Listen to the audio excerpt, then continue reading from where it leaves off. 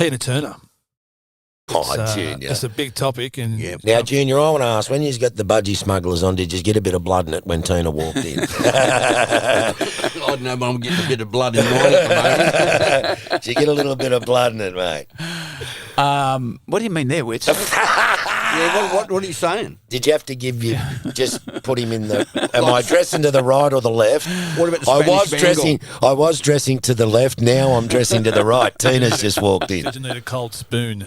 Yeah, whack that. That's it. That was, whack it on the. It was actually a really interesting period in terms of rugby league and the marketing. It was people think that Simply the Best was the campaign that Tina was involved with the whole time. No, it wasn't, because before Simply the Best, the actual first campaign was a campaign, What You See Is What You Get. What you see is what you get. That was a great one too. Yeah. So that was the first campaign, and that came about because Brian Walsh, who was actually managing myself and Andrew Eddinghausen, were the first two players to have a player manager in the game, rugby league, and Walshy negotiated some endorsements for us.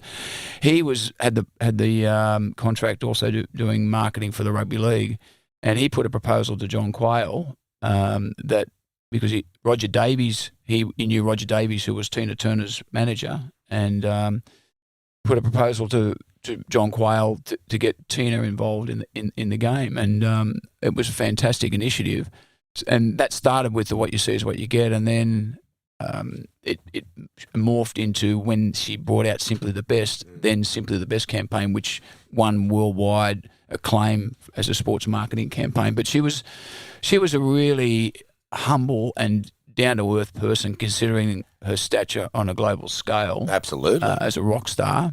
And I actually went and saw the premiere of the musical just recently. Yep. And I had no idea of the hardship that she endured as a child, being brought up by her grandparents and the domestic violence. I knew that, but I didn't know. I don't think Ike wasn't the nicest husband, was he? Ike Turner. But he was very clever. Yeah, he's clever muso. Yeah.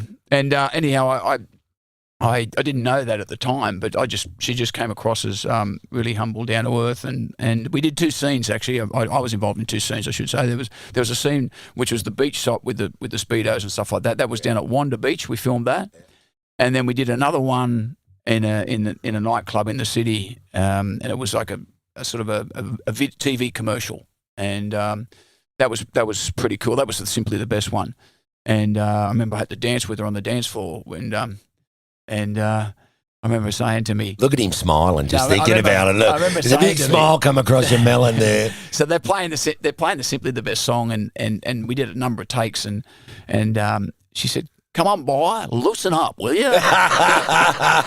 And I've taken that on board, because now, as you know, when I'm we loosen up, yeah. And you're still in your budgie spot. No, hardly. Hang on, let's put all this in context. You did an ad. You danced and ran along the beach with fucking Tina Turner, who at that time was huge, but only got bigger and bigger and bigger as the years went on. She became one of the biggest stars in the world. Yeah, Can you believe did that? I can't really believe it. No, looking back on it now, when she passed away, I had a seminar. I was running a seminar for a company that day, so I had my phone switched off and on to voicemail.